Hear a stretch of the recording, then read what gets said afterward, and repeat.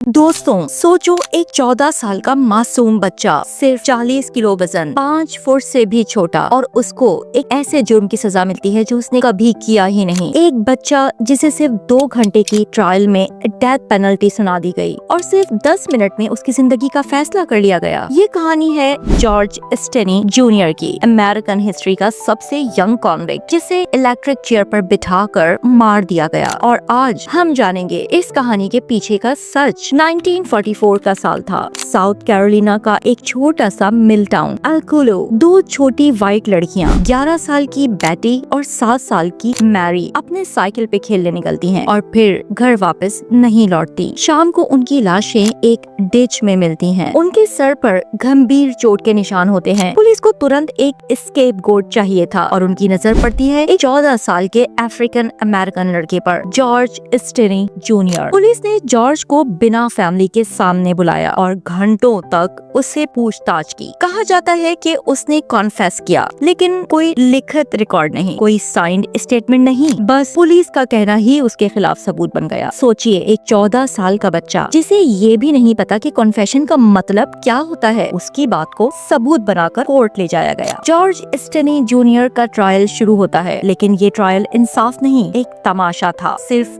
2 घंटे का trial. Jury के 12 मेंबर्स, सब के सब व्हाइट। जॉर्ज के लॉयर ने कोई प्रॉपर डिफेंस भी नहीं दिया, किसी विटनेस को बुलाया ही नहीं गया, और फिर सिर्फ 10 मिनट की डेलिब्रेशन के बाद जूरी ने फैसला सुना दिया, जॉर्ज गिल्टी है, और जज ने ऑर्डर दिया, death penalty by electric chair. 16 June 1944। George सिर्फ 14 साल का था। उसका वजन 40 किलो था और हाइट 5 फीट से भी कम थी। जब उसे इलेक्ट्रिक चेयर पर बिठाया गया तो स्ट्रैप्स उसके छोटे से जिस्म पर फिट ही नहीं हो रहे थे। उसकी हाइट बढ़ाने के लिए नीचे एक बाइबल रखा गया और फिर इलेक्ट्रिक करंट चलाया गया। सोचिए, एक मासूम बच्चा जो अपनी स्कूल की किताब भी ठीक से नहीं समझ सकता था, उसे दुनिया के सबसे जालिम तरीके से मार दिया गया। जॉर्ज स्टेनी जूनियर की कहानी वहीं खत्म नहीं होती। सालों तक लोग इस फैसले पर सवाल उठाते रहे। कोई प्रॉपर एविडेंस नहीं था, कोई फेयर ट्रायल नहीं हुआ था, और फिर 70 साल बाद 2014 में एक जज ने फाइनली कहा, जॉर्ज को इंसाफ नहीं मिला था। कोर्ट ने उसका कन्विक्शन कैंसिल कर दिया। लेकिन सोचिए, जब तक इंसाफ मिला, जॉर्ज की जिंदगी खत्म हो चुकी थी। जॉर्ज स्टेनी जूनियर का केस सिर्फ एक